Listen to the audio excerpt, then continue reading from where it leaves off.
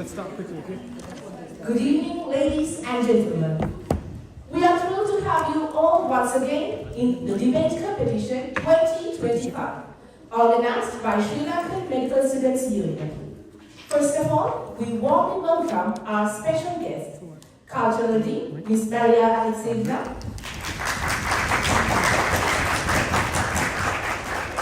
Head of the English Department, Ms. Victoria Kirienko,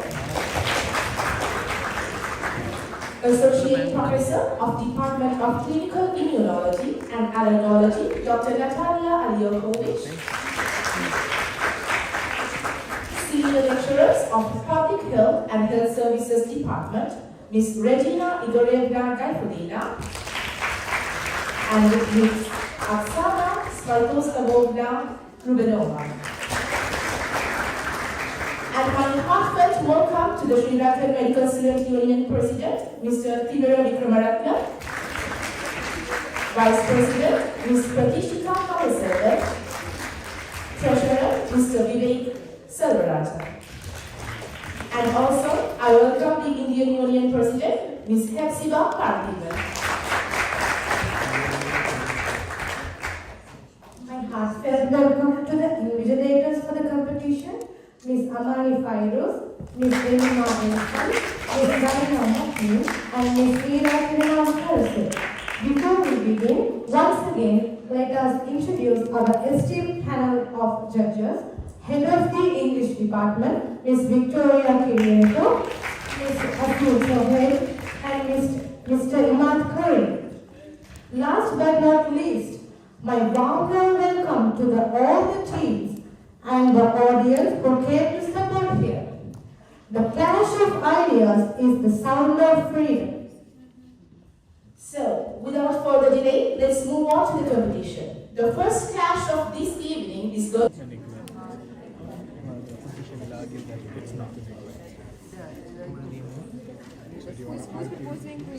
to argue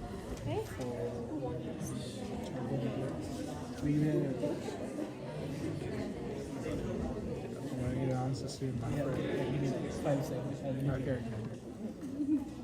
1, 2, 3, 4, 5. Opposition. So you're arguing that obesity is not parental neglect. Okay. Childhood obesity. You're arguing that childhood obesity is it's a parental neglect. Thank you so much. You've got 10 minutes to prepare. I'm going to set the timer. 10 minutes. Yeah. Can I please have a paper? Yeah, of course. That's your paper. Hold on. Do you need pens or you got pens? I need medium too. You need 2 more pens. You good on pens? We have pen. Okay. 2 more pens.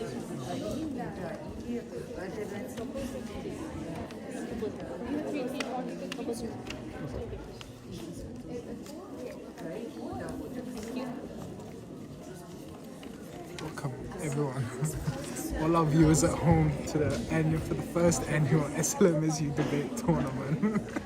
Joining me today we have my co-president of the SDL, Asil Sohali.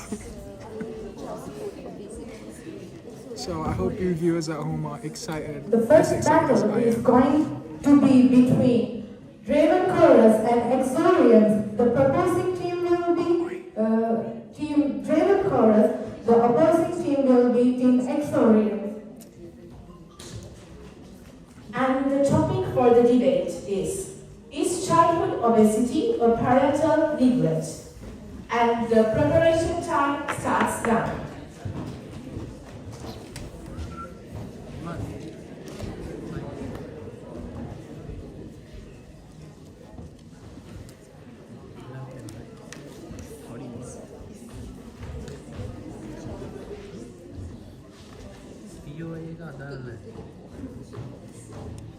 Relevant to the topic, content, like new stuff. They should prove their point, right?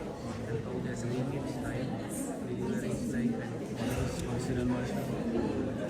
He's the first person to go. Then next team, first person to go. Second team, second person. Like third person, but second team, second person. Fourth person, but second team, second person. Sixth person, but no fifth person, but second is third person. Sixth person, but second is third person. How do you put that?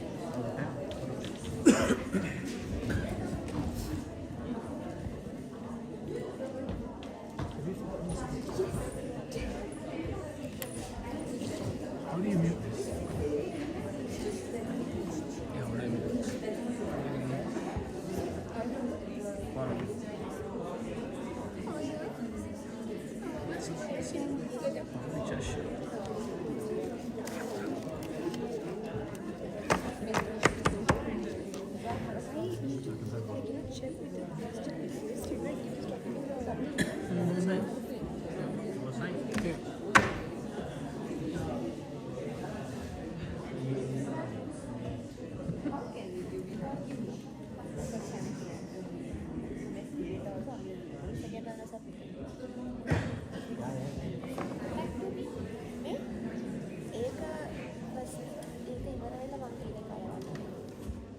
Oh, then I don't care. Keep it facing forward.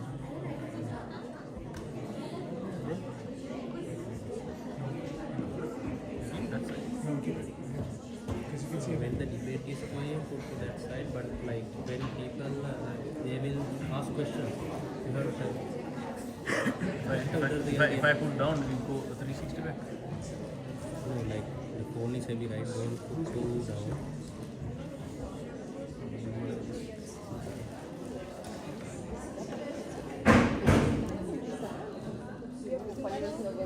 President Kisha. Kisho then, you're joining What's that? Childhood obesity. the obesity of parental negligence.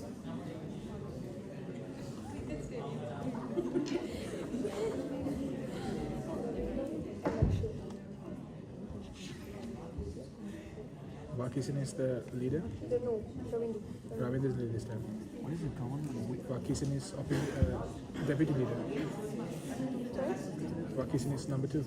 Yes. And then Akshu. Actually, Vakisa is a main speaker. They want to speak first, but the captain is Ravindu. No, I'm saying. That's what I was asking, man. It is a matter you can select in many ways. Kisha.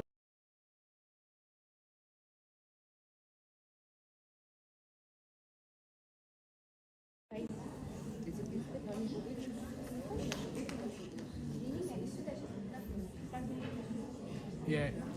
No, you have 6 minutes.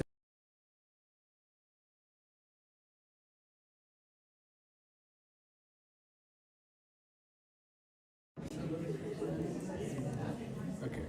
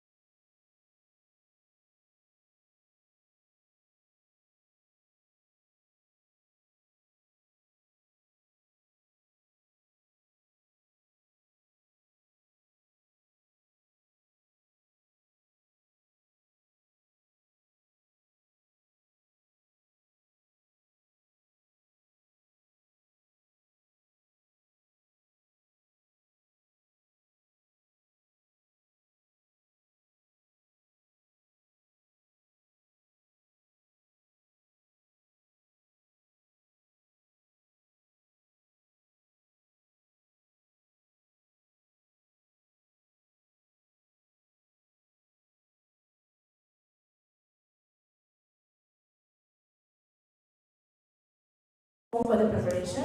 Once again, 5 minutes more for the preparation.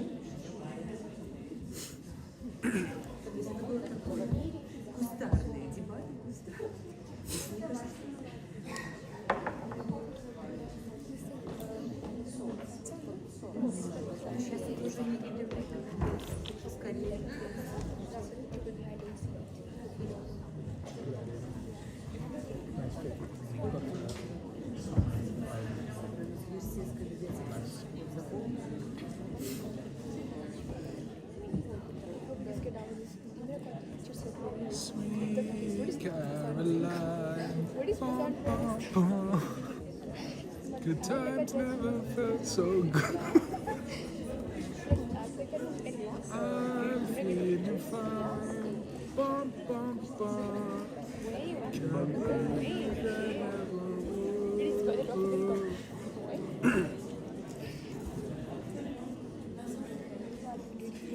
If I got locked away. Put in the whole thing. On YouTube? Yeah. No. It automatically goes. It's a live. Once you in, it just uploads.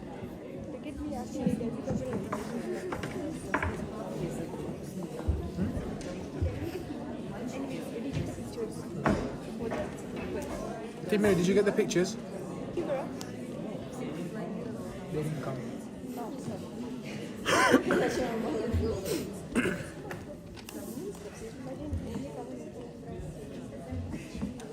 lost it all today.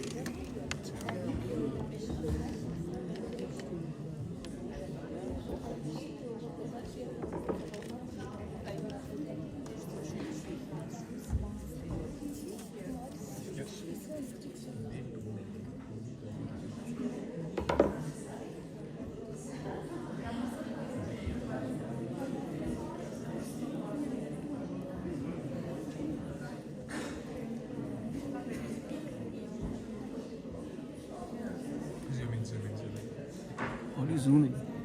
You can't. Okay, just When you zoom in, let me control it for you. it doesn't work like that. Na na na na na. Hey, hey. Goodbye.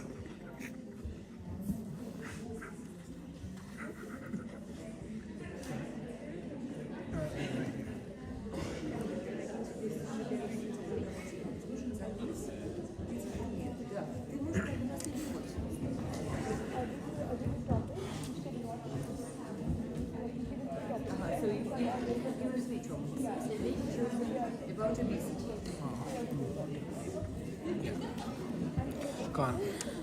I'm the one who's You think I care? You don't know. Tim has it.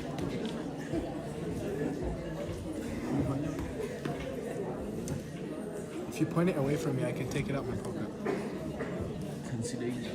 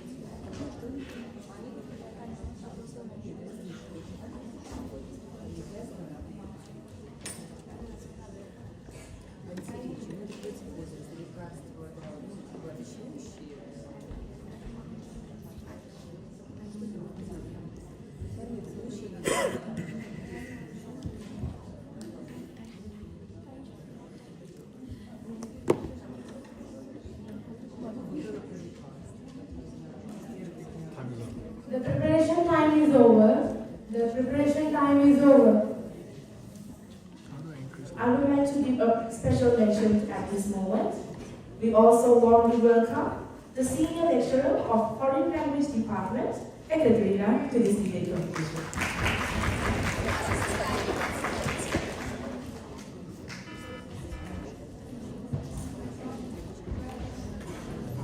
Let's give a great big applause and welcome Team Excellence, Captain Ladina Nandini, Mr. Rajesh Sukanda, and Ms. Akshay Devasena.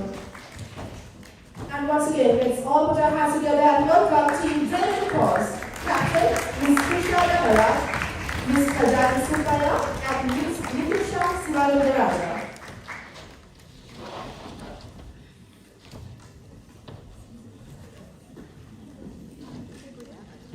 So just remember, please keep an eye on the time, okay? Thank you. Great. You have a mic. Great. Sure.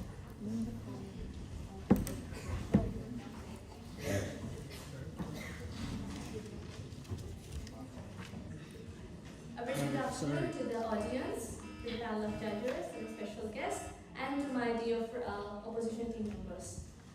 So today our topic is about child obesity, and it is a parental neglect. Child obesity. Let's brief into what it is. First of all, obesity. Obviously, everyone knows what is obesity. It is a disease that is caused due to overweight, and that is caused by the intake of excess amount of food and less exercise or less physical activities. So that being a very harmful disease in an adult is itself a very big thing. But that being caused in a child, it is definitely a parental neglect. And why I say it is a parental neglect is, a child is obviously under the guidance of the parents. So a parent is completely responsible of the child's growth. So it's the parents, for their easy accessibility. It's them who get them junk foods and unhealthy food. It's they who have to take care of the child's health, the child's nutrition, and the child's growth. But we know, obviously, most of the parents today are working women or working father and mother. So when they don't have time to cook healthy foods, what they do is just order some food or get junk foods and just feed their child. That's it. But when such things happen, a child doesn't know what is healthy and what is not healthy, obviously.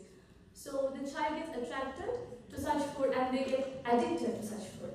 And also, when they are busy in times, what child does is they are much more, very much into media and TV nowadays. And when they get to see attractive thing in TVs, they obviously get addicted.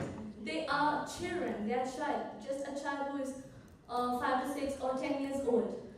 They don't know what is good and what is bad. So when they get addicted to such food, they obviously ask the parents to get them there. And to satisfy the child's wish, what parents do is just get them. They don't consider that is it healthy or it's not healthy. So it's completely a parent's neglect which causes child obesity. What I say is, parents should consider whether what they feed their child and what is good or bad, is nutritious or not, and also make them child involved in physical activities so that they don't get leaded to such child obesity problems or any other diseases. Even if they get to know that they are getting leaded to child obesity, they should consider a doctor. I conclude my speech from here. Thank you so much.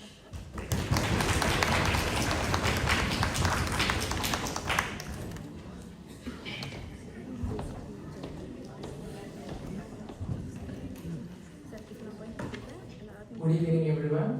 Judges, the members of the Parliament, the Prime Minister, and the Highness team, and our team members, everyone.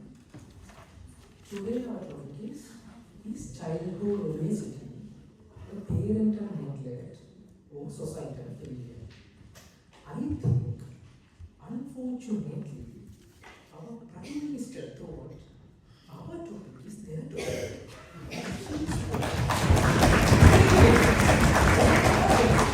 So altogether we got 6 minutes only for our first man speaker. I'll come to the point. Societal failure. After finishing this debate competition, if you have enough time, go near a blockbuster. There is a Lolo pizza. Buy one, get one free. Then go to Marco City Avenue. Go to vegetable section. Can you see buy one brinjal, get one free?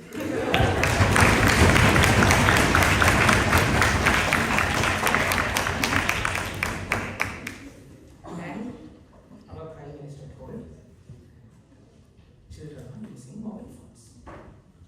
Dodo pizza, there's an application. Garage, application. Any fast food, there's an application. KFC, one packet, another packet free. Have you ever seen one salad, another salad, everything free?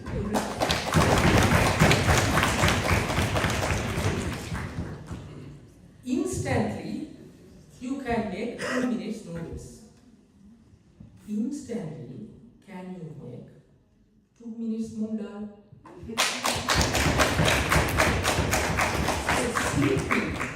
Simply, this is the truth. And she also told, children are watching TV, children are watching mobile phone. So children are consuming from social media, social factor, environment, they are consuming more. So social has to be responsible for the children, how they are going to be a best person or a healthy child. So clearly we can see how many times if mommy is giving moong dal, child will see a chocolate advertisement, eat it. Social is manipulating, man. This is called marketing manipulation. Social is manipulating not only parents, children, whole society. The marketing team is especially for the children because they can see and they can be easily influenced. So, thank you for Prime Minister for speaking on behalf of us, and thank you for the opportunity. Until they are giving us buy one vegetable, get one vegetable free, social is the failure. Thank you.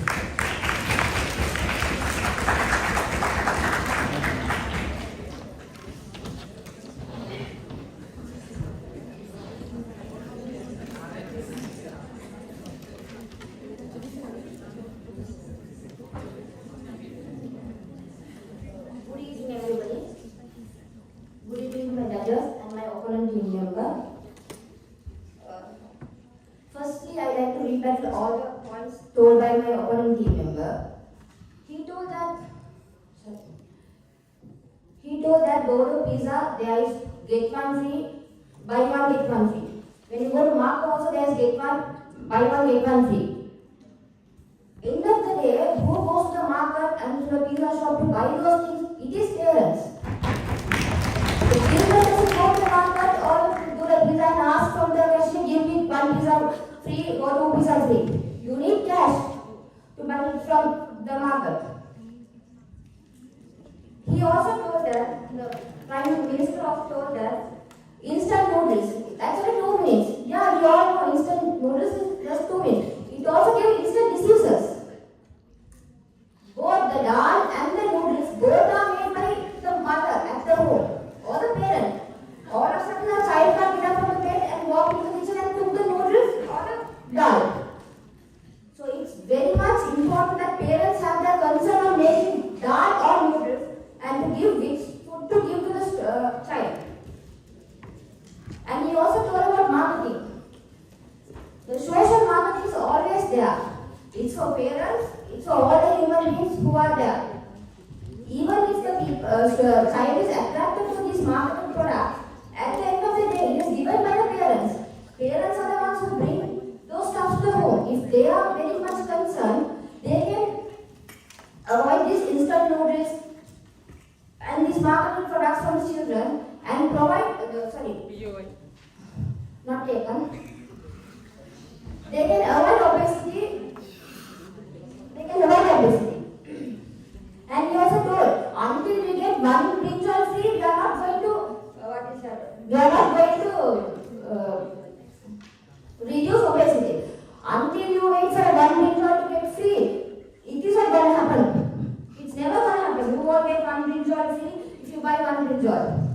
Only you will get noodles. If you buy a noodles packet free, you will get a stomach free.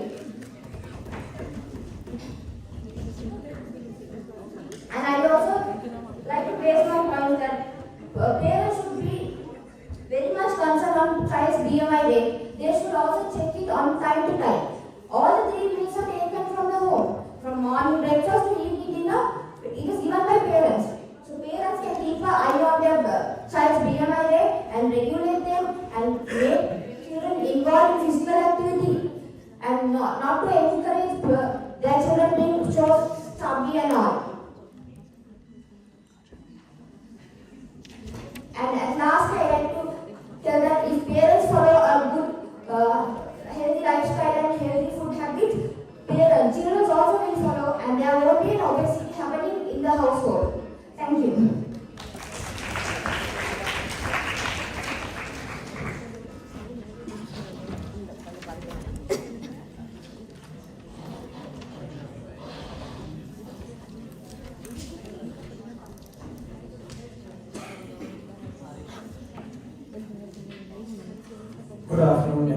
House, honorable judges, opposition members. So what we've seen here is clearly a very simple issue where our opposition team not only contradicts their own points but each other.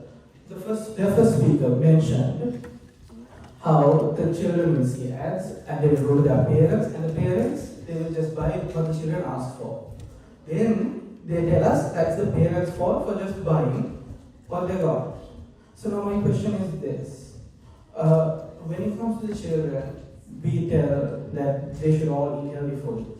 That's true. But please, no parent wants the child to be obese. No parent is willing to give their children unhealthy food. All parents want best for their children. The parents that will give them too many clothes in the morning, they do that because that is what they have the ability to do. If they could have given us a 5-star meal with all the nutrition at the ideal levels, they would have done that. But society does not let them. The food prices are just too much.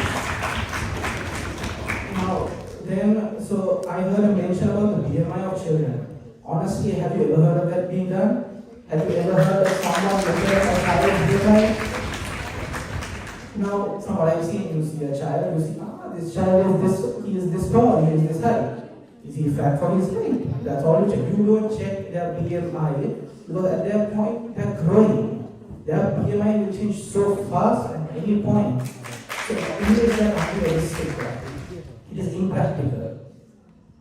Another thing is, not all parents are educated about this. Now, most children are given the food that their parents never got when they were young. Because our parents will always provide for us the opportunities that they did not. And when they were young, they didn't get the sweets and chocolates that we did. So they'll give us some pocket money. And the child, they will go and buy the chocolates because no child will ever go to a shop and buy carrot sticks. And once again, it goes back to the main issue when it comes to economical costs about this. A noodle packet for 2 rubles, that's the same price for a mushroom can travel from towards the market. If you just think about it. See, at the end of the day, we keep on saying it's the parents' fault. The parents only do what they can with what they are given, and it is society's failure to provide them the ability to feed their children properly that results in child obesity.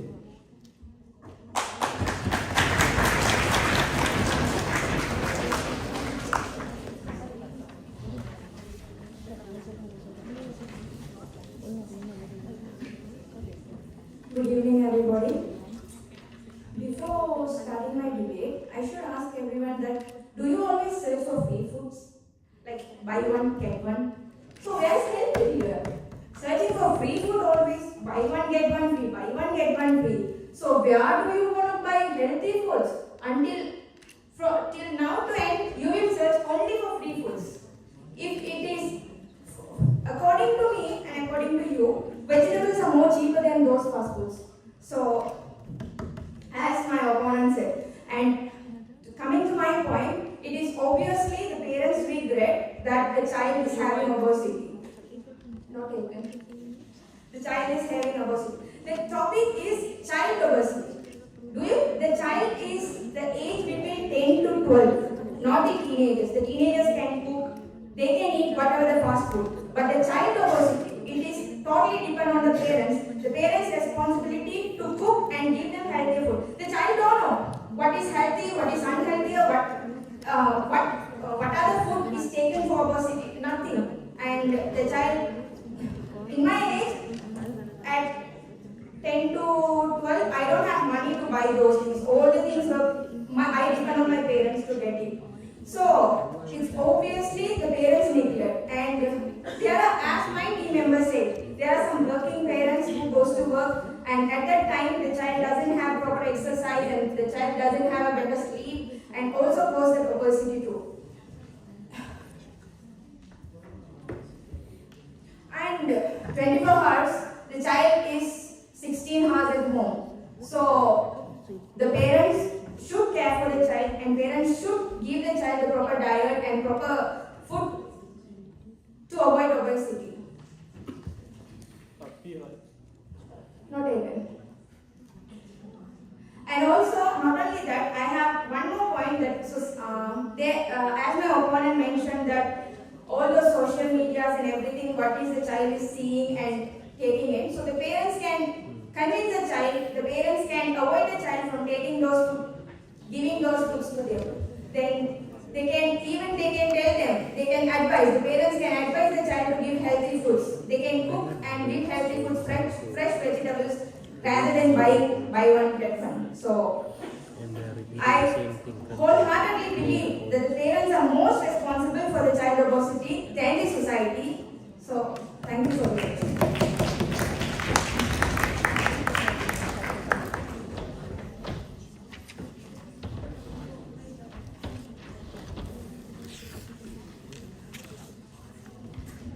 Good evening, members of the Parliament, my fellow speakers, my opponent team, and my fellow citizens.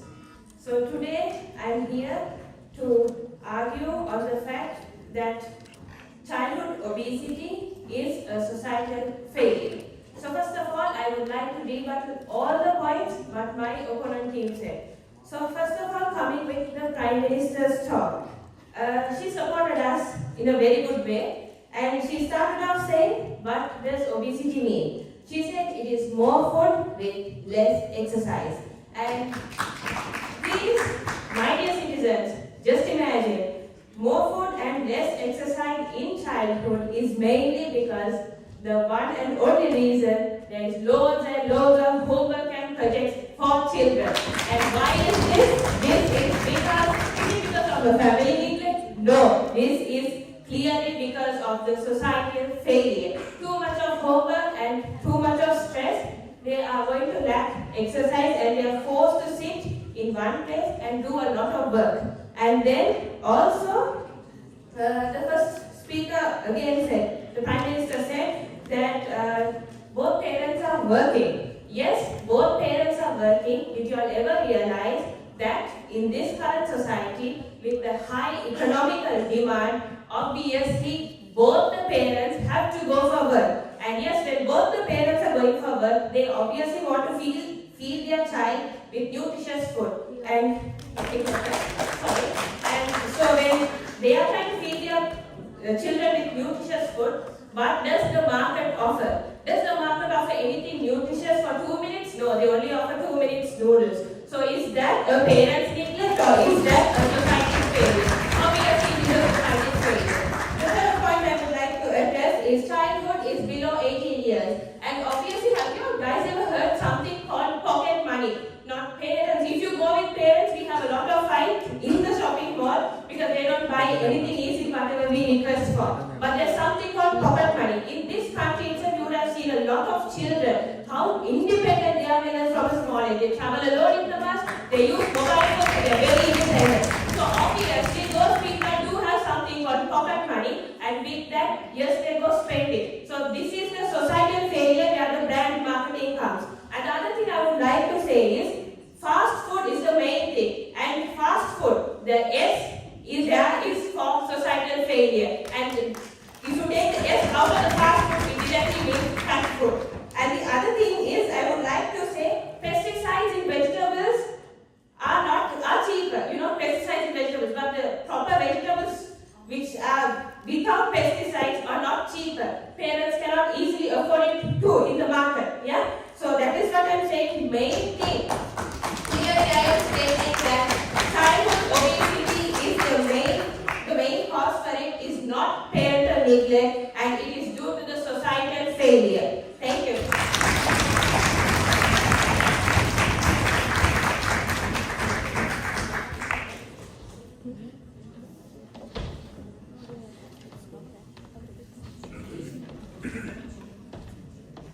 Good evening again. So, as a summary of this debate, I really think this debate is a summary or not. Because when 6 people talking on behalf of on one side, already summarized.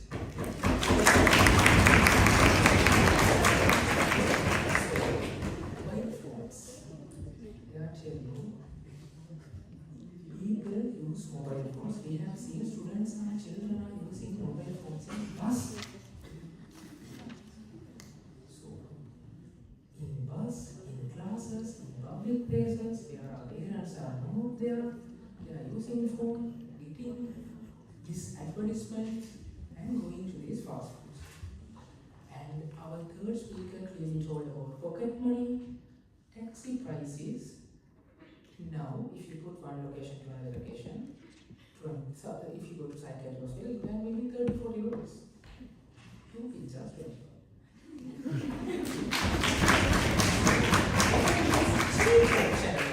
In the economical world, there are inflation happening. Cheap option is fast food, not nutritious food. As our members told, if you put pesticides, herbicides, and everything, we will charge less money. If you don't put anything, we will call it organic and we will charge more money. If we put hormones and in farms, we will call broiler chicken for less money. And in village, the chicken getting his food in his soil, and it will be sold for a higher price.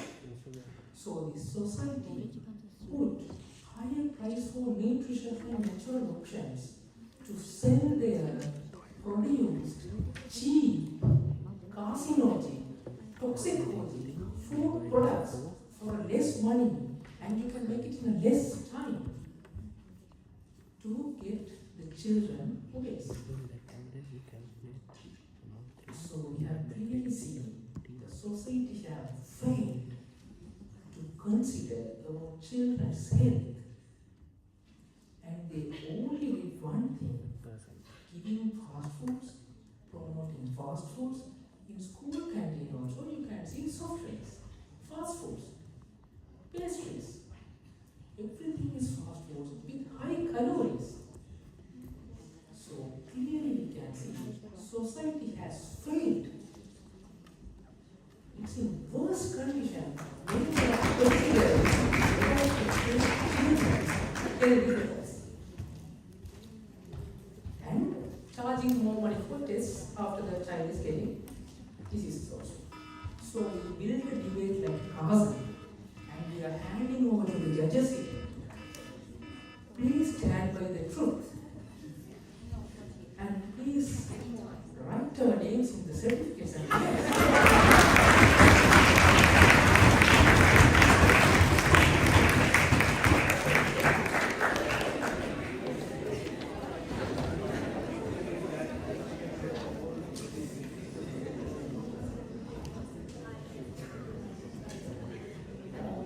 I think our opponent team member is a bit hungry. He's more focused on the pizza. I think after the debate we will end up going to the cooler pizza to get one, buy one, get one free.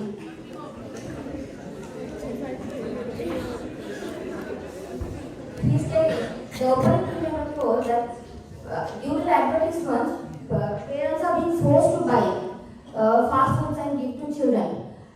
And again, it's parents' decision to buy or not. So if your parents are more concerned on the child's health, they won't buy it. At any cost, they will cook a proper food and feed the child.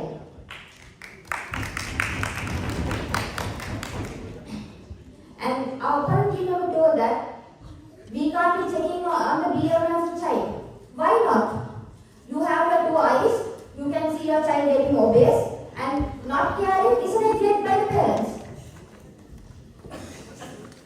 Even when you go for a normal checkup these days, even a fever, even a cough, first they check for the weight and the height, and then they accuse the parents for neglecting the weight gain. And how come that is a societal impact on the weight gain?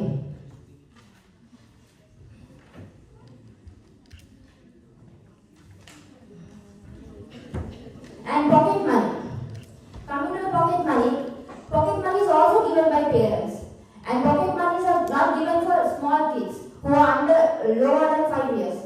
So if parents have taught awareness and discipline for children, they will obviously follow how to be disciplined at school, what to eat, what not to eat.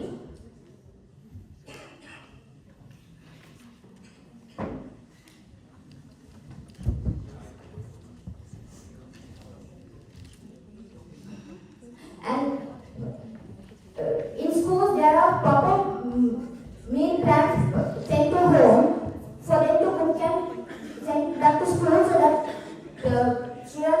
it taken on time. So we as in-house strongly believe that child being obese is totally a parent's neglect. Thank you.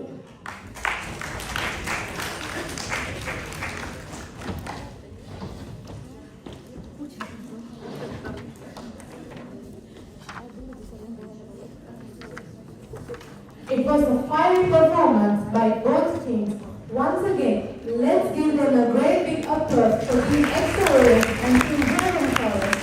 Of course, they set the stage on fire. Thank you both teams. We have to wait till the end to find who's going to capture the third place.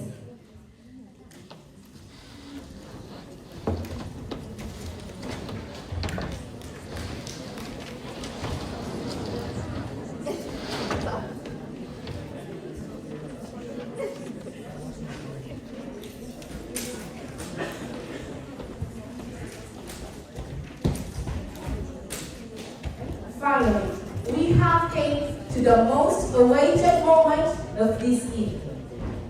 After many rounds of powerful arguments and thought-provoking discussions, we are down to our final two teams, choices and champions.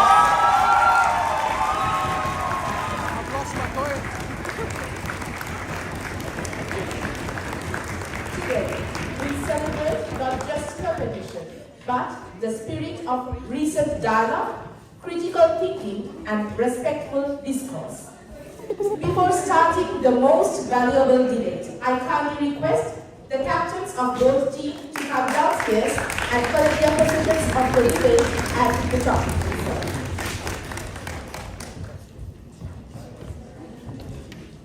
Wait, turn it to the other side, please.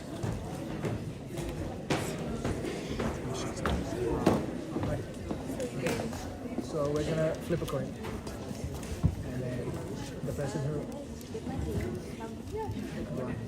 So they choose a proper company with data. So no, they're picking proper coin.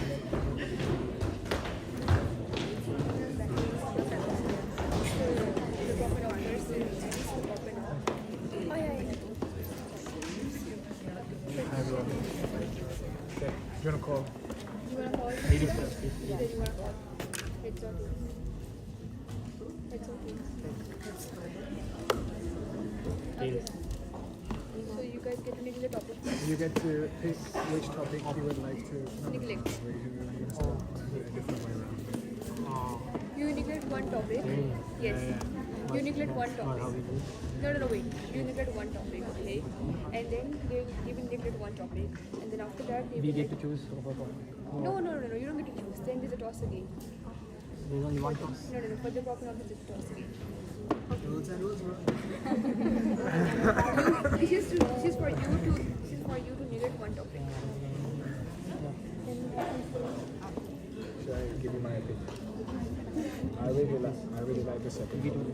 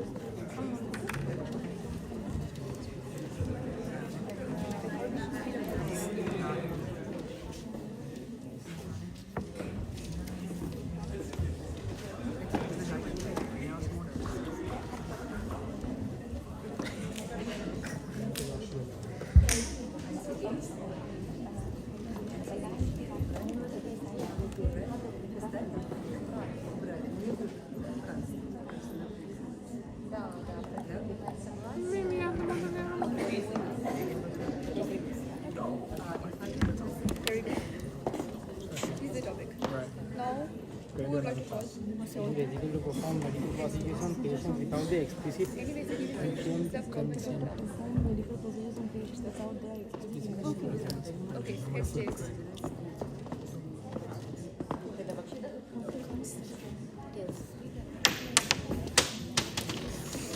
Sorry.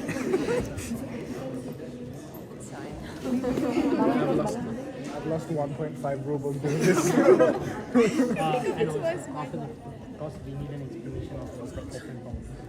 The duty of the property. Yeah, okay.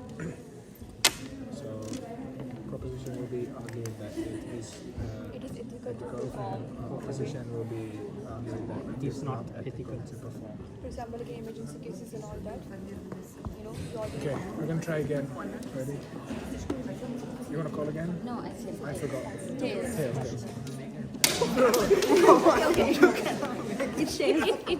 All right. Cool. So they get to pick. Yeah, prop. So prop says that it is ethical to perform without explicit. yes, without their consent. Opposition is It is not ethical.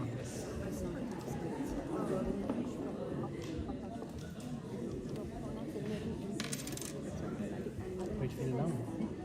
Fill down. Should be on your hand. I was trying to land it on the book.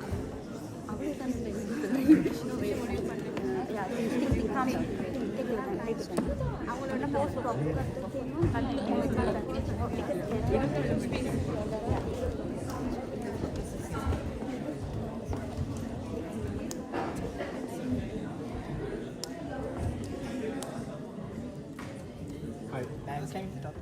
Yeah. I'm gonna need your phones as well. Just park it on the table. You can get it back after the debate. Yeah, don't worry about that. Your mom calls and tell me you're busy. No, I'm joking.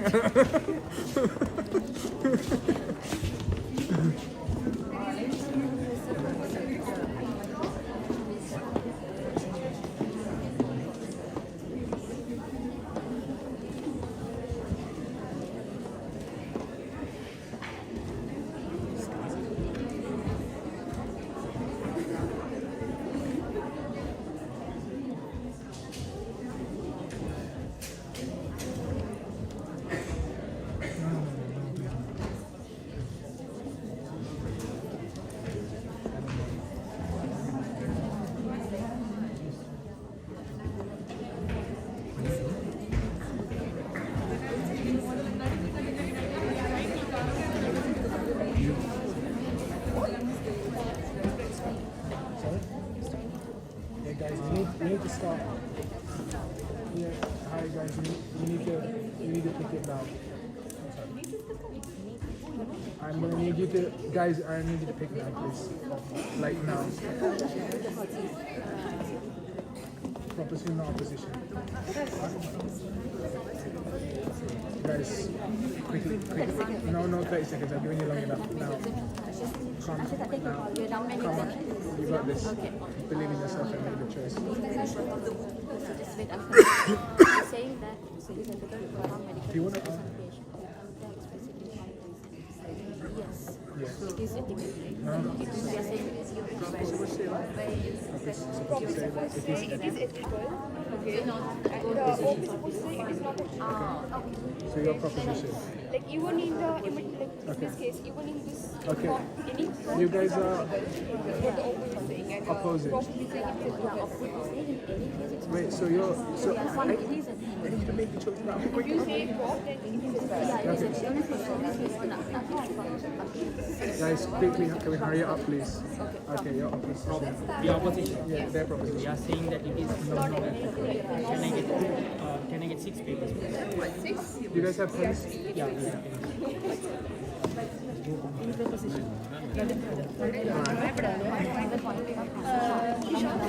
I get a copy?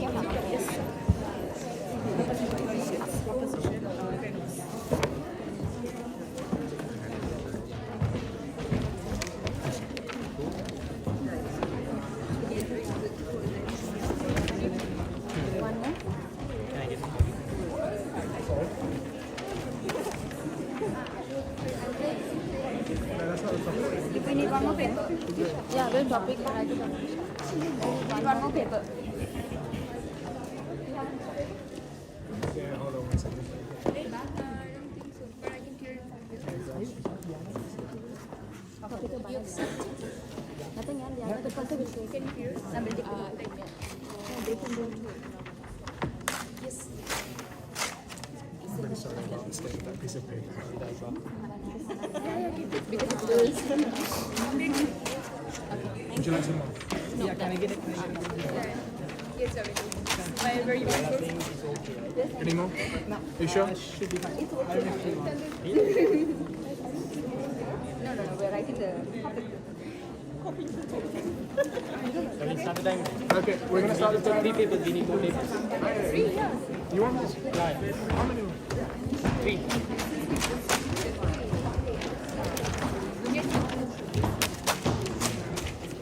Thank you.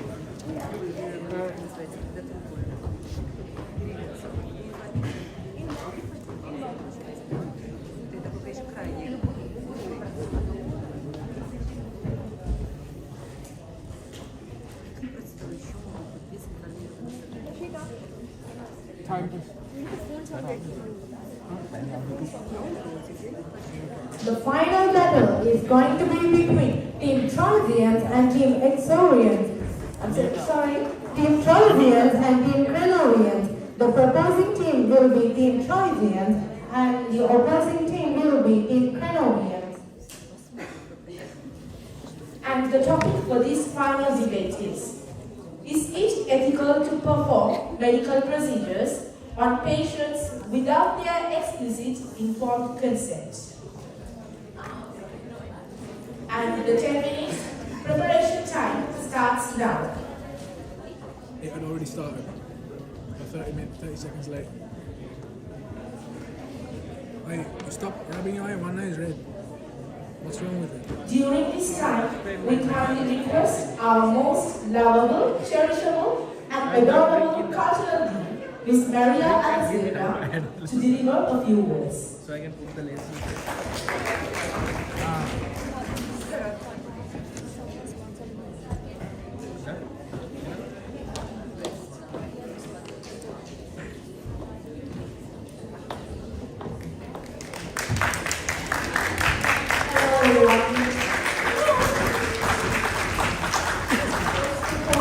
I would like to say thank you very much for inviting to this wonderful evening. So,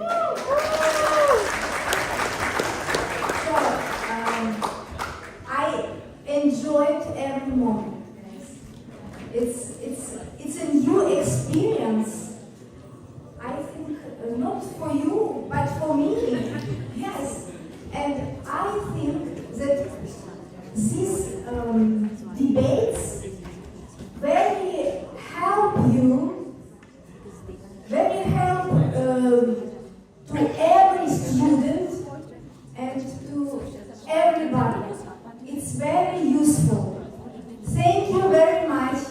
Thanks a lot and good luck.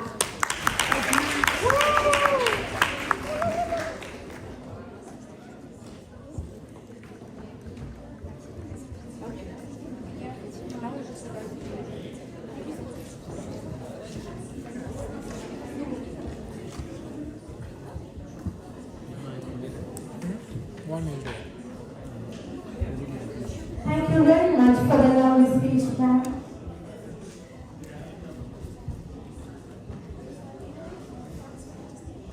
How many people are judging?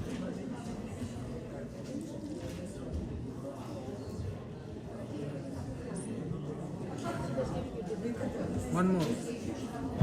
It's with the just try to wait.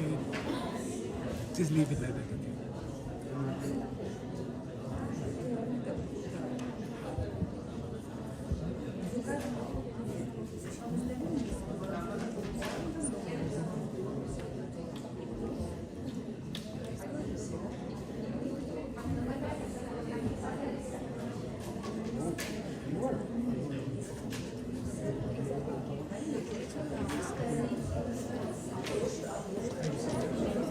For the second time.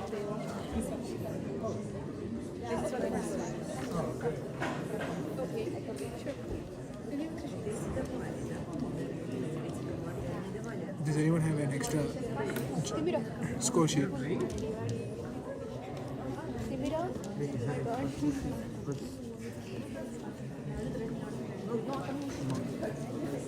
No? Yeah. Can you get one more? Do you have another one? Only one. I can give you this issue. Can you give some Yeah, charge it on this too. Just charge it.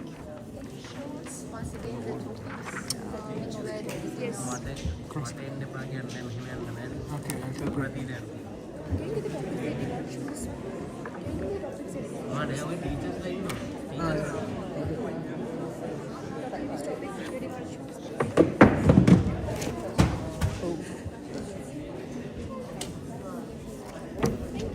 Amani's called.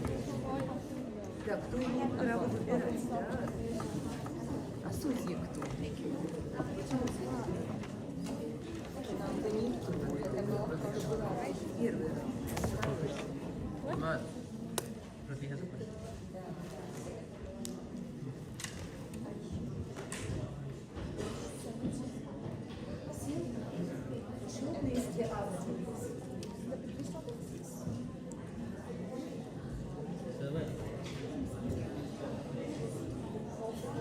No. 96, right? 5 minutes more for the preparation time. 5 minutes more for the preparation time.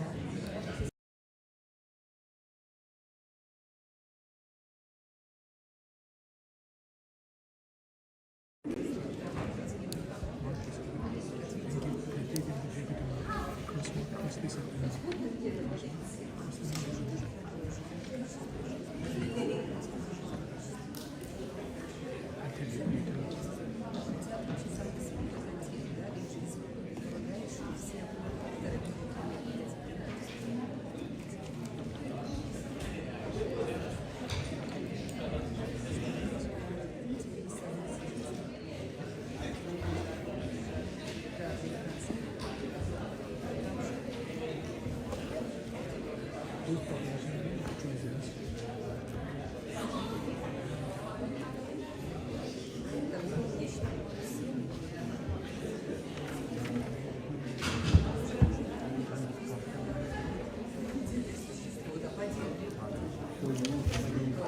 No, that's Hassan's paper. That's mine.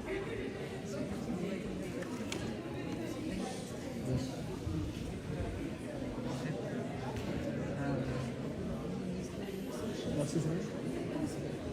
Children's?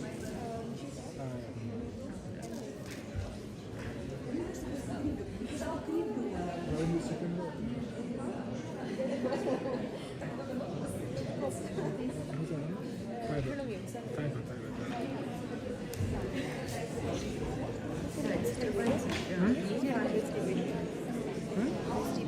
Who's going to win? I don't know, wait, look at the scores after. What's the deputy opposition? Sandul, Livantika.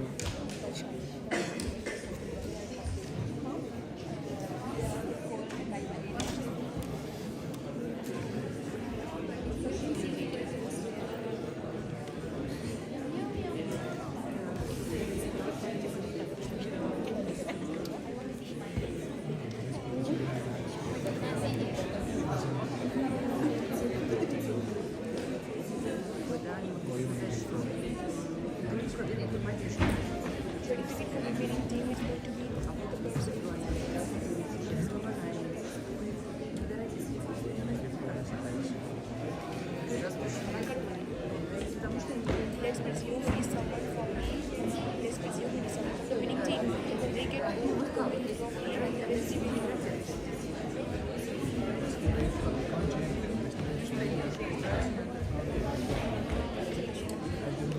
just recycle.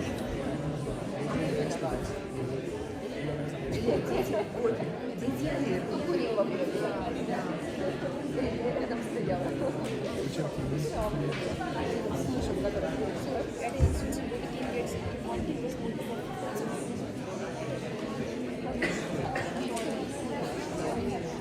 No,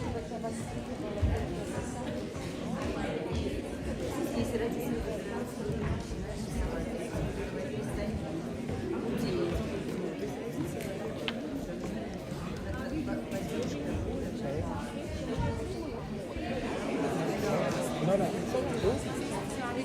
No, no, I stopped the timer when she started.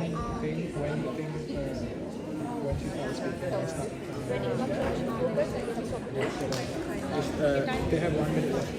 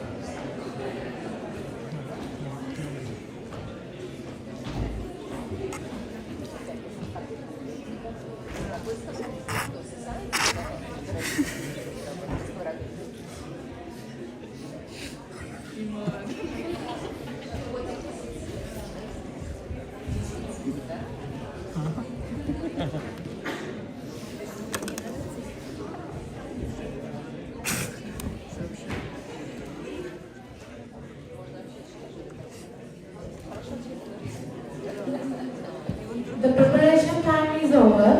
The preparation time is over.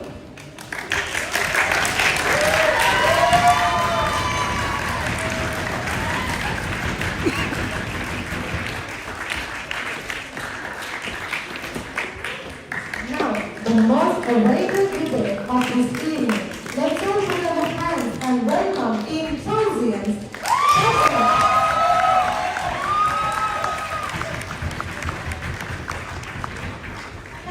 Rashida was one, Ms. Sandra Zed, and Mr. Ravi Fernandez. Once again, let's give a great big applause and welcome Team Crelovians, Captain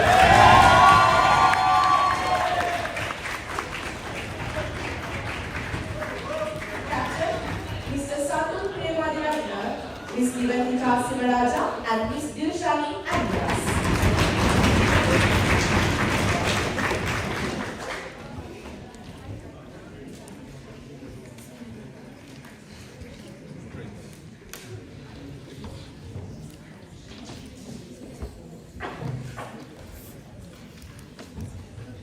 Good evening to our respectable panel of judges, members of the House, members of the opposition, and the audience. First of all, the topic in hand as a government today is that it is ethical to perform medical procedures on patients without their explicit informed consent. First of all, let me establish our stance for the day.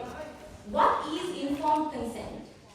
Informed consent is the process where a patient is informed about the medical procedures, their risks, and the alternative procedures that can be done on them so that they can make an informed decision.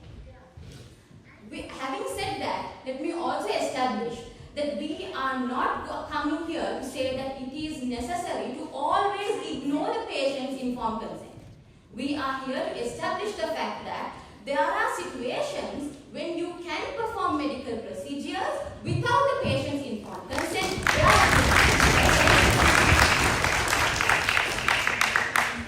Because, ladies and gentlemen, it is a human being's right to live. And as medical students, as future doctors, we are all here to train, we are all here to be trained to save lives. So in a situation where a human being is unconscious, a child is unconscious, ask yourself, are you going to wait until that child or that unconscious person gives you consent to save their life? Or are you going to go ahead and practice what you gave your oath for and save that person's life? Also, finally, it is also very important to understand that there are children with whom we don't ask their informed consent, we get the consent of their legal guardian. Now, reminding you the definition that I told you about informed consent. I said it is the process where the patient is informed about the medical procedures.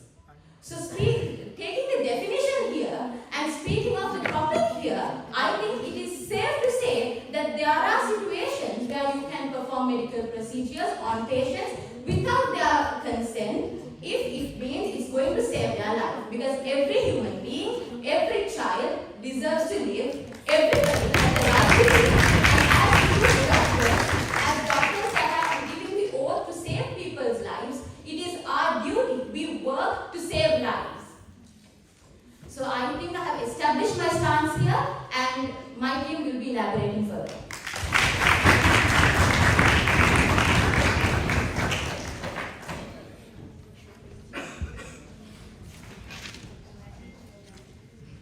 Honorable Adjudicator, members of the House, ladies and gentlemen.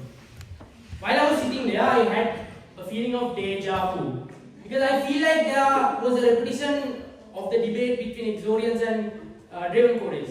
Some of the points the Honorable Prime Minister mentioned actually helped us. She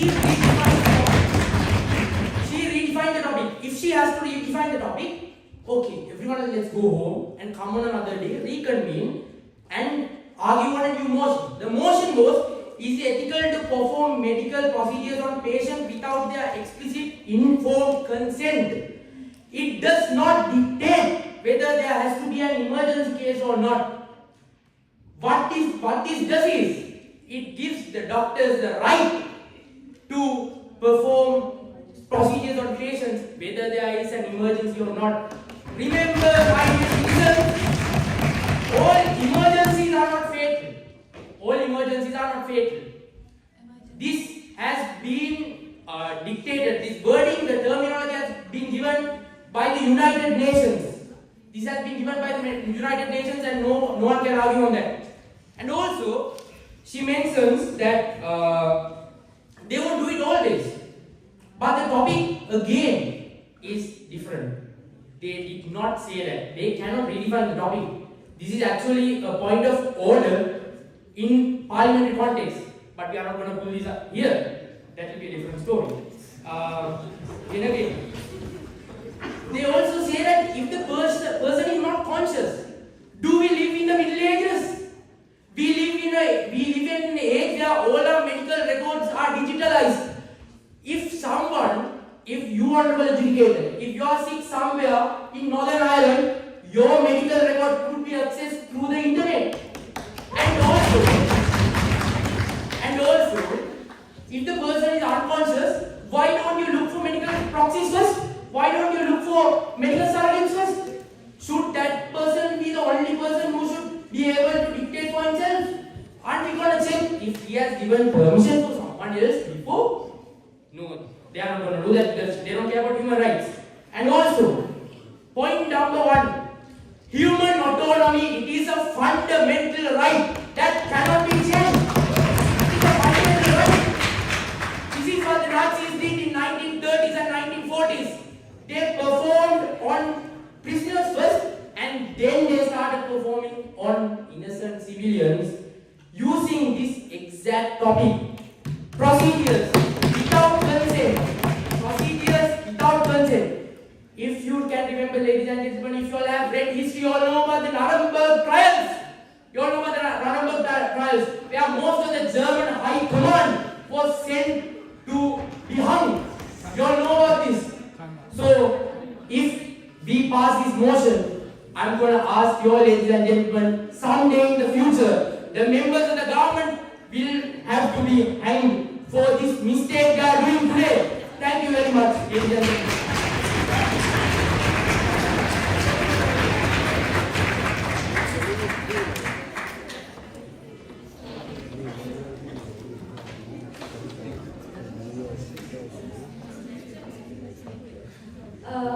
Good evening, everyone.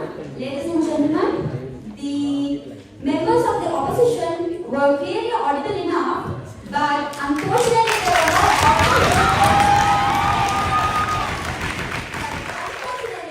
not audible enough for me to hear a point that is relative to the topic. So, the opposition mentioned that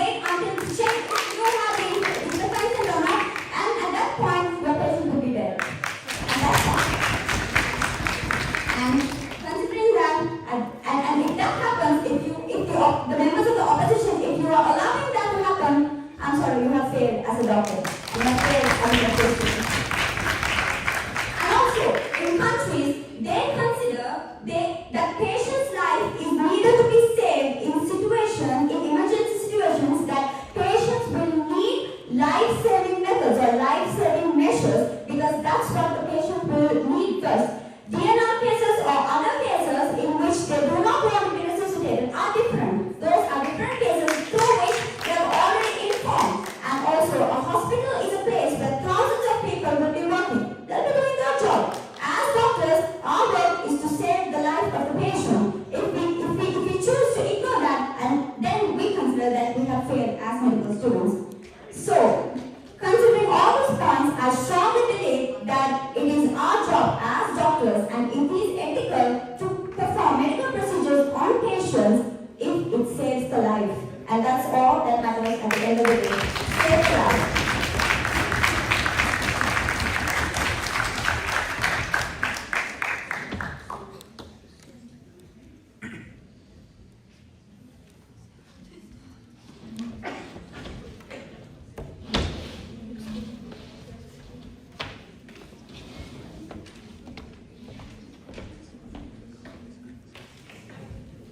Good evening, everyone.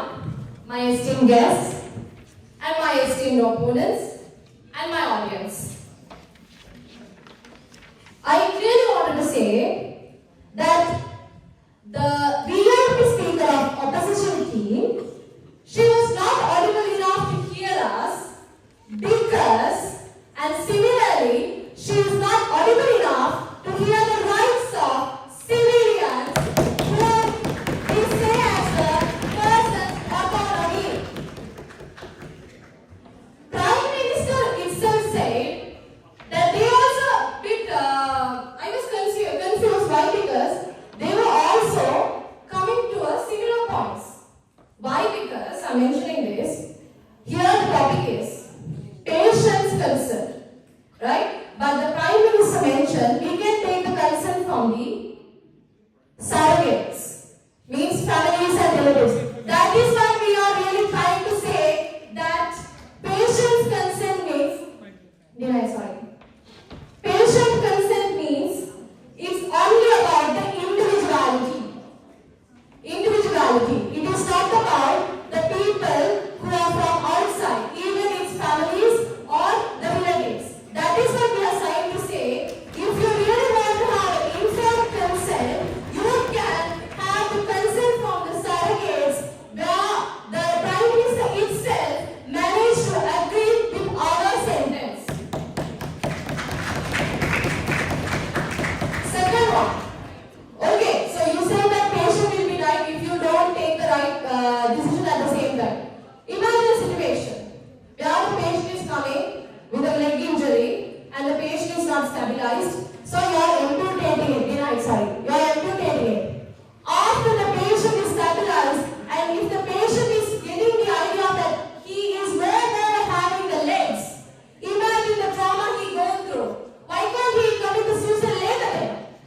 That's the question I have to you, this opposition team. And one more thing. Later, this method, without taking the proper consent, right? Doctors can misuse it. There are two cases that I want to clarify here. There was a case in 1970s where they did pelvic examination, which is an intimate examination for each girl without the consent. And what they have the court adjudged is, what the court has said is, if you are not doing something infant consent, it is equal to assault. That's what we are trying to say, people. It is equal to assault. At final, I would conclude that if you are not, that is what we are trying to say, that it is not ethical to perform procedures on patient without their informed consent. Thank you.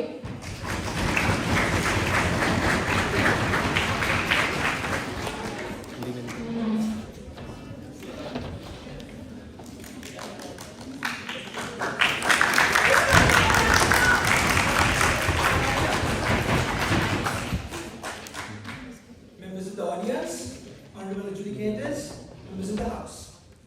Let me tell you all again, because as you all experienced the opposition's debate speech, I believe you all are confused after this.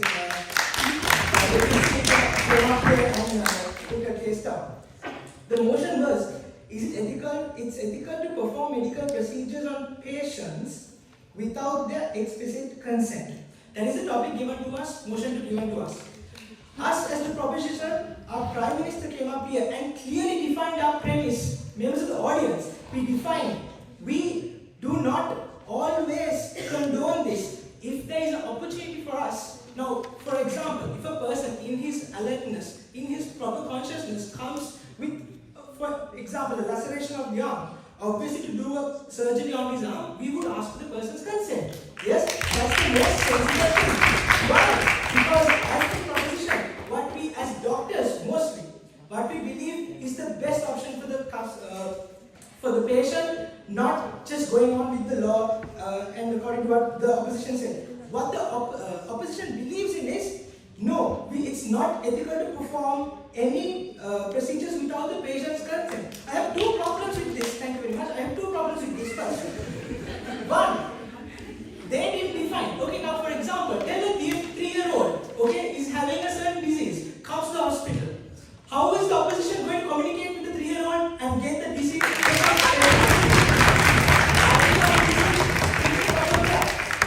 Secondly, what we believe is emergency care. Since the proposition touched on it, I will elaborate more and speak on how the deputy speaker spoke on our behalf. Two rebuttals, one on surrogacy, where she spoke on behalf of us, and on emergency care, right? Everyone who are here are starting to be doctors, right? We know if a patient comes to the hospital, to the emergency care with acute cardiac ischemia, we have less than 24 hours to treat the patient, right? When we get the patient on nitroglycerin, kept on fibrinolytics, we have less than 24 hours. Imagine we wait, if the patient is unconscious, we wait 20 hours to start our treatment just to get the permission from the guardian. Is that a duty? Is that a duty as a doctor, or is to start treatment immediately and save the patient's life? We believe on the proposition, as the debate, it's clear that we've already won. We believe that there is she spoke on surrogacy. Thank you for speaking on behalf of us. A surrogate mother, if she is speaking on behalf of the child, that is clearly what we are saying, right? You are saying patients aren't allowed to communicate.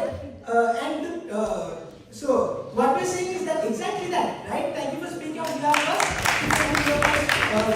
Thank you very much.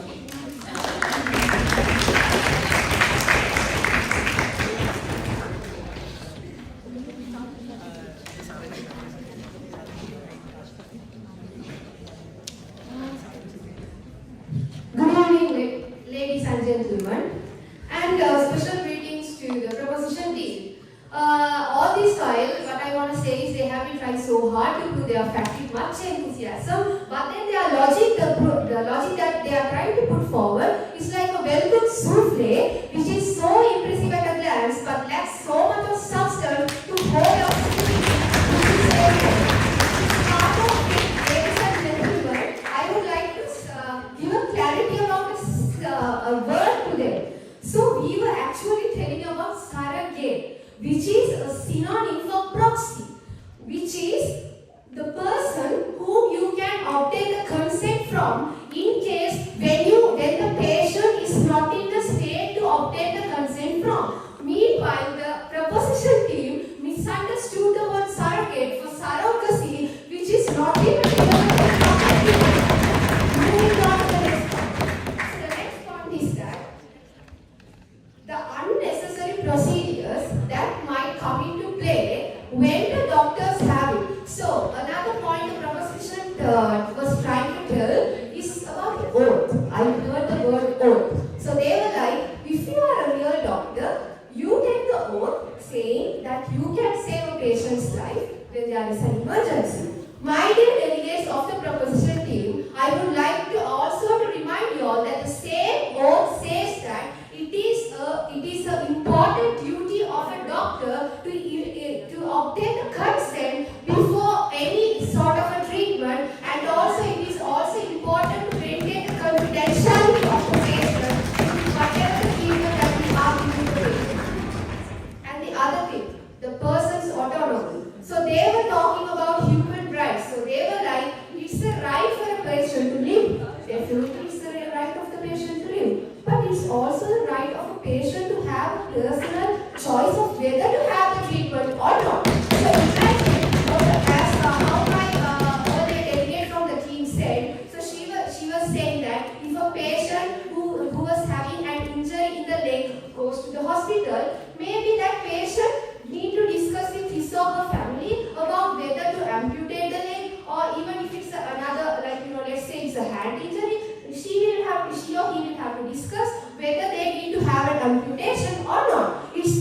the patient's main, the personal choice.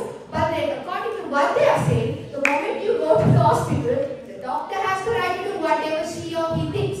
This is the personal opinion of the proposition. And the other thing is, there have been so much of legal cases in developed countries like USA and UK. You have to note that the doctor's license have been cancelled in most of the cases just because they denied the fact that they denied to have the consent of the patient. So, owing to all this fact, what I would like to remind you all is, without getting deviated from the point and deviated from the topic, let's stick to the topic and let's stay with the truth. Thank you.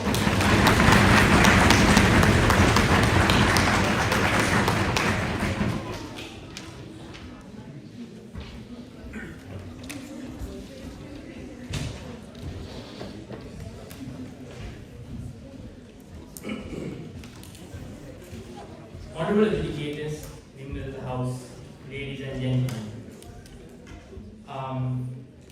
What you all saw right here was deviation, deviation, deviation. This is how governments have been deviating and misleading masses into procedures, decisions that do not have an interest them at the end of the day. We've seen this throughout history, from ancient Greece to the Roman Empire to today's America. I'm not gonna be very fast in this speech because there is no need to. The only reason why is the proposition failed to give enough points to cover their mishaps done by the Honorable Prime Minister. I'm not going to blame her, obviously.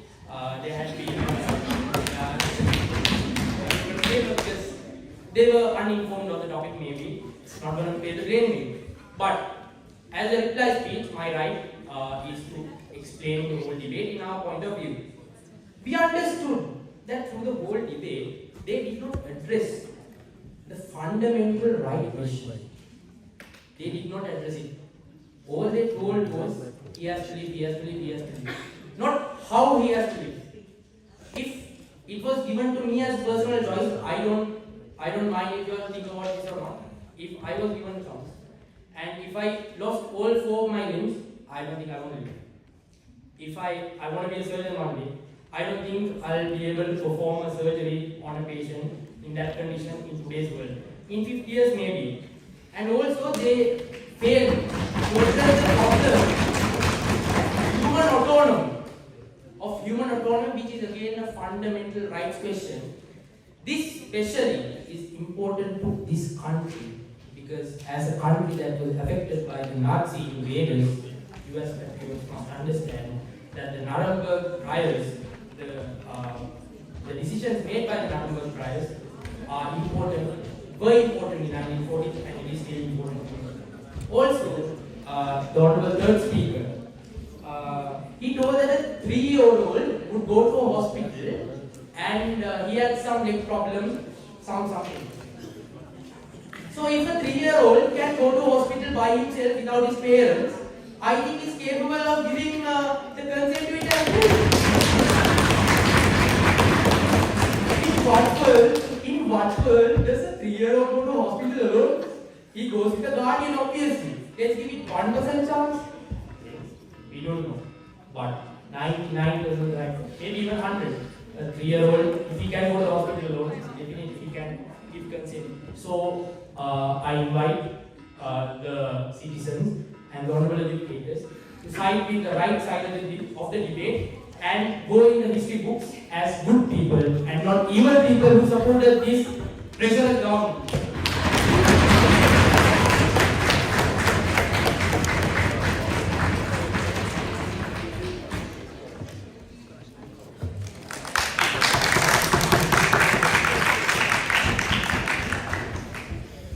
Once again, good evening, ladies and gentlemen.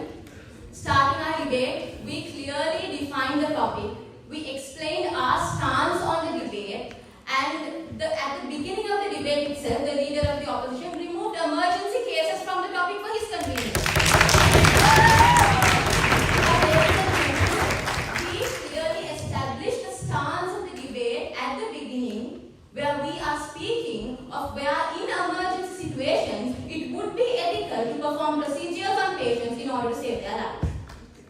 Secondly, I was very surprised to see the VIP speaker of the opposition speak of surrogate. Ladies and gentlemen, that is exactly what we define. I think the opposition had not read the definition. The informed consent is the process where the patients are informed about the medical procedure. I already mentioned I'm not going to the word. And therefore, when the opposition VIP speaker spoke about surrogate and legal guardians, in fact they agreed with us, which once again proves that our part of the also, I would like to make a small recommendation to the opposition to listen to one another, because in the previous speech, the leader of the opposition said maybe 1% of 3-year-old child will come to the hospital, but we don't know. Exactly. When you don't know, what will you do? Will you wait for the consent or will you save that child's life? That would start.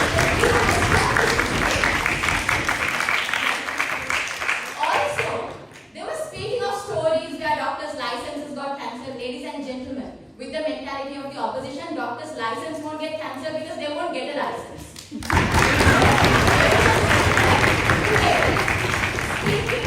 Speaking of the real life scenario, my groupmates will be witness to it. Today on the bus, when I was coming after my dermatology class, a lady, she fainted. She fell unconscious right on my shoulder. I'm not exaggerating. She literally fell down on the bus, and there should be, in that situation, it is an emergency situation. Are we going to call a legal guardian? Are we going to wake her up? As future medical students, as future doctors, what we did was for our instinct, we felt like saving that woman. We made her stand up, we gave her water, we made her sit on a chair. Maybe that's not a big deal, but still, we did not wait for her consent to save that life. So only if the opposition had thought as loud as they spoke, this debate would have been over.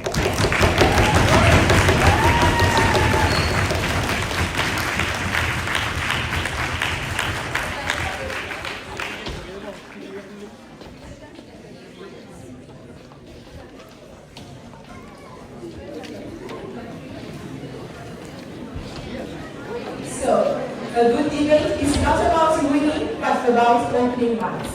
I hope we all must have witnessed it now. It was absolutely a mind-blowing, of course, the fine performance of this stage. Once again, let's give it up for our team.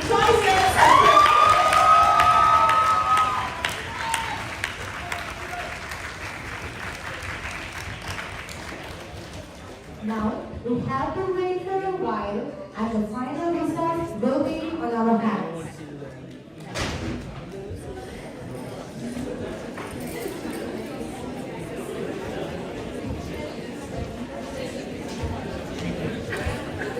So calculate.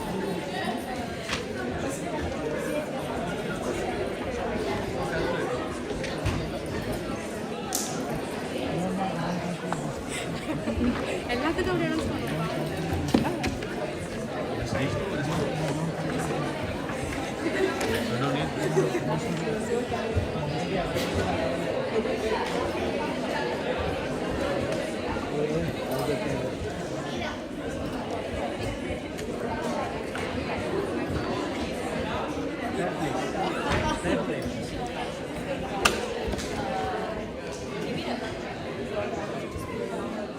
Whatever you like.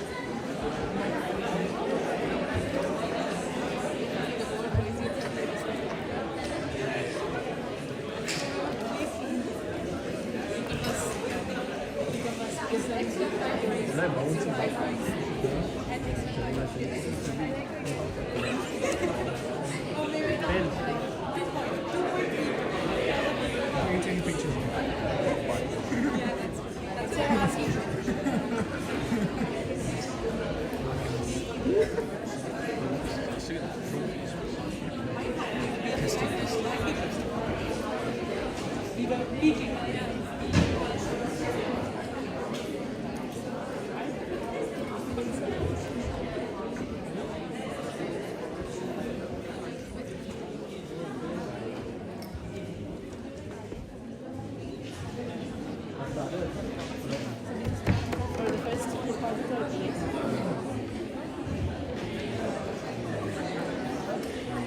Nashida, name list.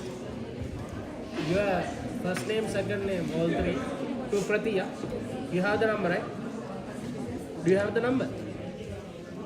Pratishika's number, do you have?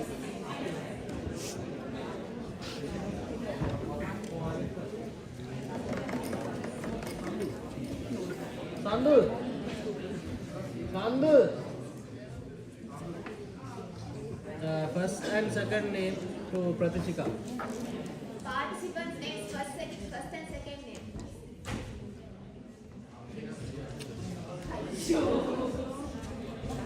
First and second name. Hey, oh. First and second name, all three of you. Send to Prati. Prati, yeah?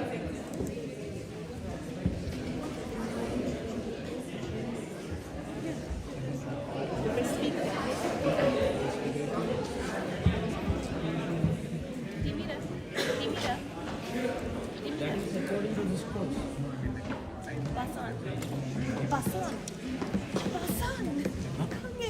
Yeah.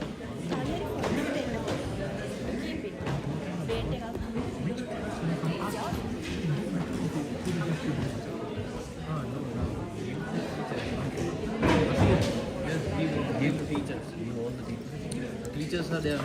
Give everything to teachers. Give everything to teachers. Yeah.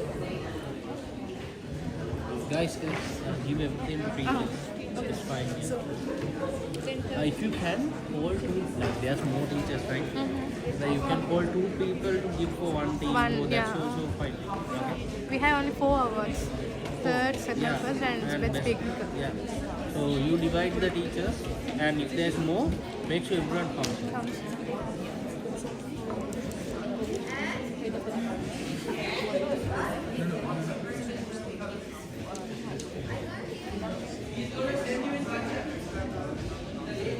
Harriet.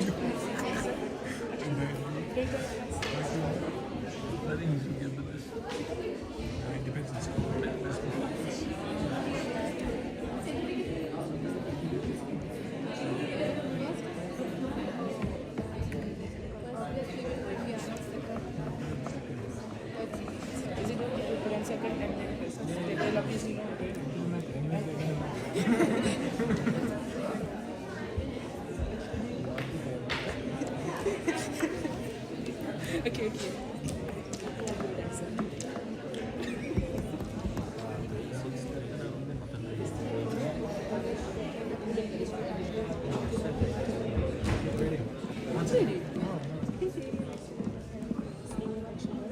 Are we ready with that? Oh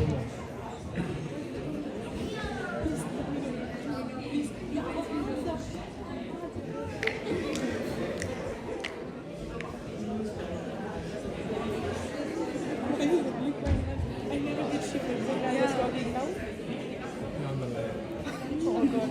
But seriously, okay. Come here.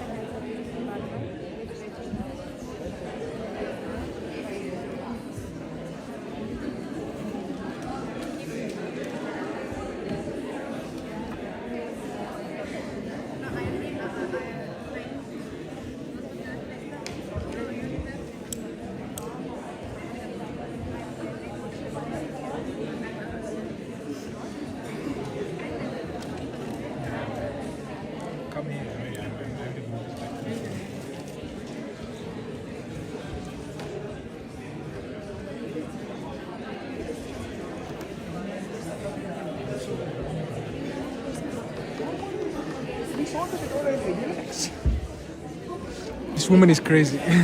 Not more than him, but yeah.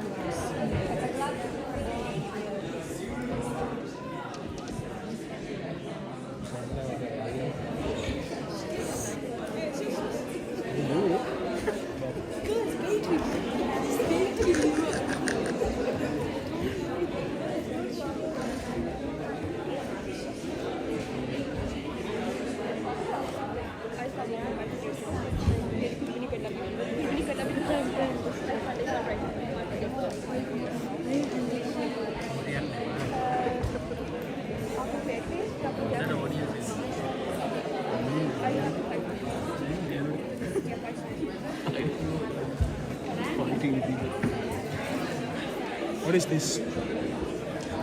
Oh, yo. Permission, don't use it. I don't know, it was just on the table. That's it.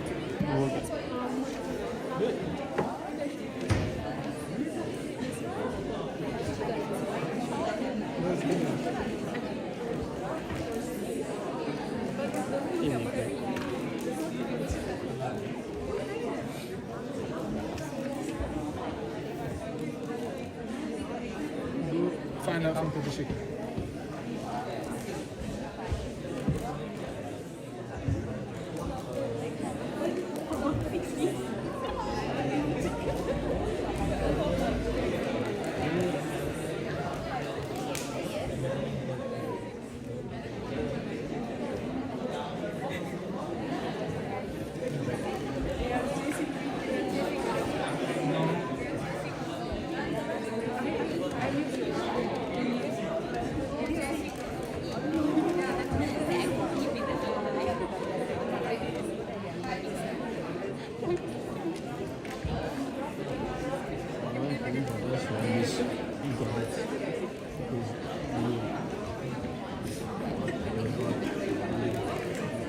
I wanted to win myself. I deserve the best debater trophy. Should do a video. I'm gonna go out there. Nice occasion. Your mom's a whore. That's it. Debate over.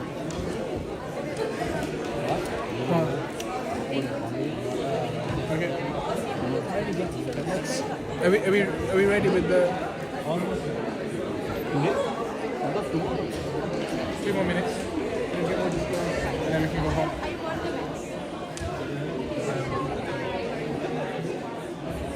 Is it tomorrow?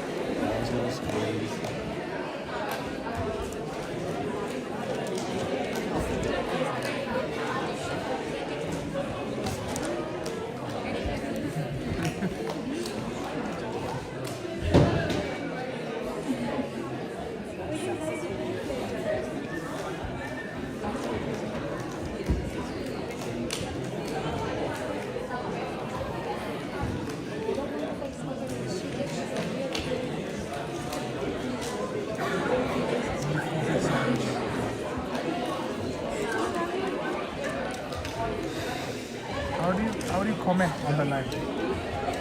Lankan, you need to research. How can you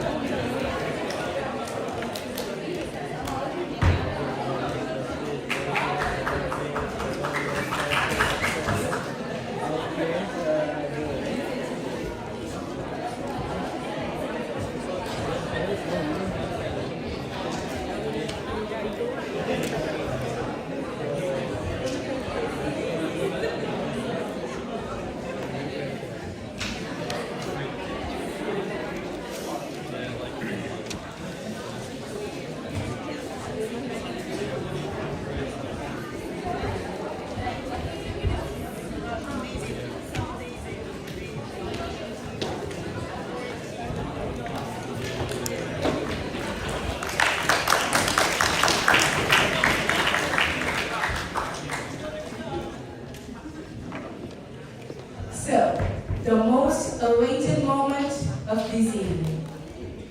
The results are on our hands now. So, first of all, let's go upside down. So, to deliver the award for the third place, I cordially invite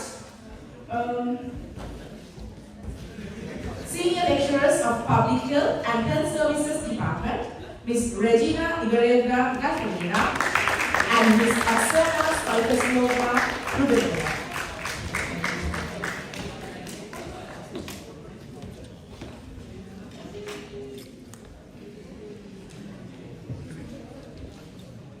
And the third place goes to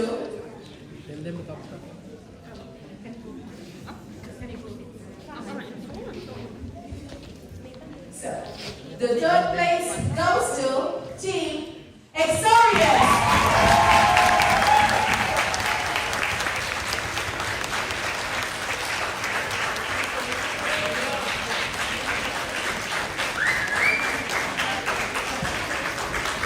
I kindly invite all the team members to come downstairs. Captain Ravindu Private Villanarayan, Vice Secretary Kanda, and Ms. Akshaya Segarasi.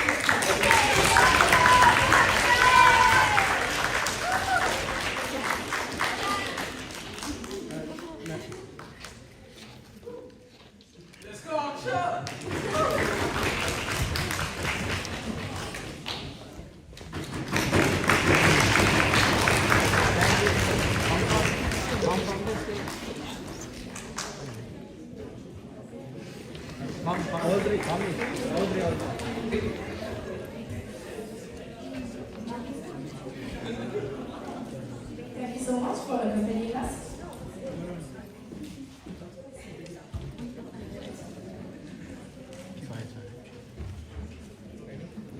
Now, to deliver the award for the second place, I cordially invite Associate Professor of Department of Clinical Immunology and Allergology, Dr. Natalia Alyakovich, with Senior Lecturer of Foreign Languages Department, Ms. Ekaterina.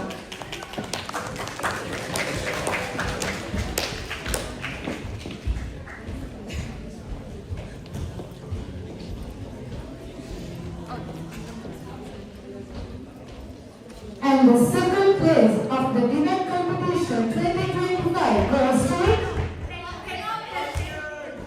Any guesses? Without further delay, it's Team Crigovian.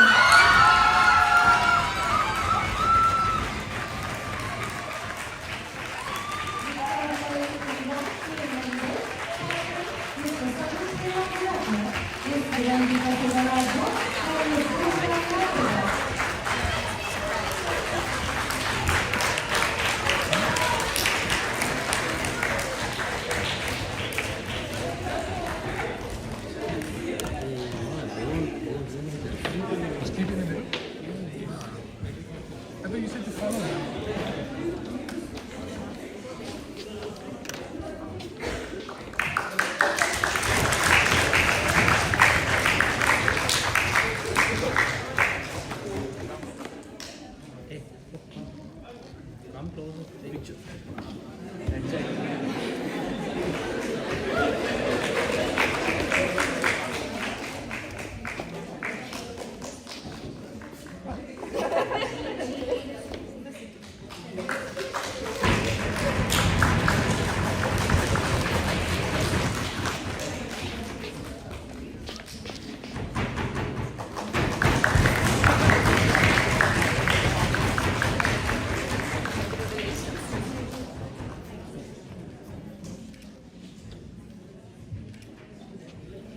Together. Together.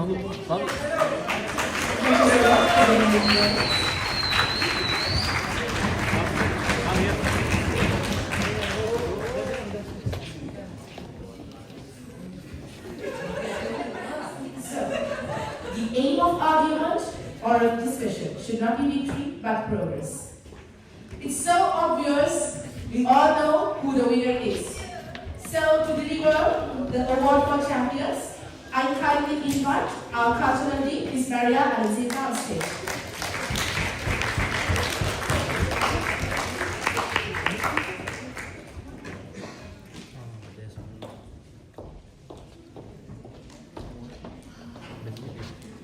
So, the champions of the debate competition 2025 goes to Team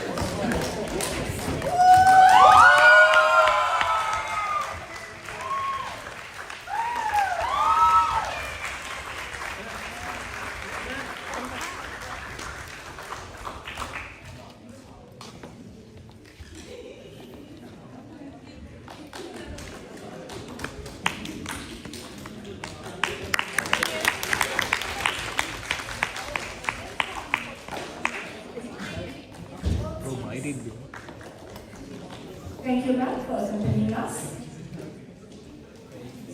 Last but not least, now to deliver the award for the best debater, we cordially invite the head of the English department, Ms. Victoria Kiriakou.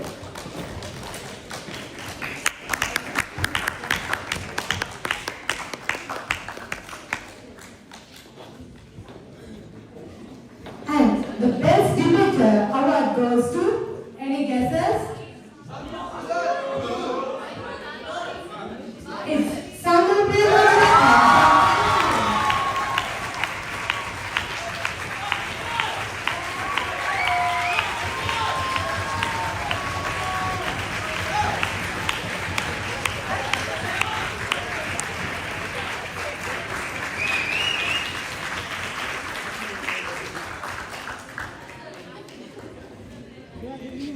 Now the best debate.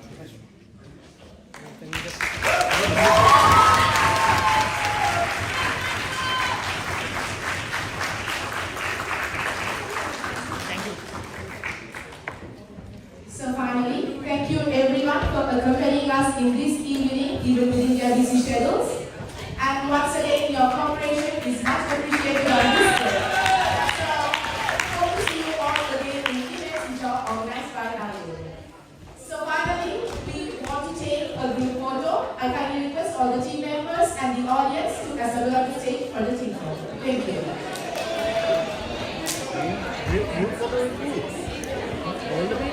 No, we'll sit here, tell them to come behind us.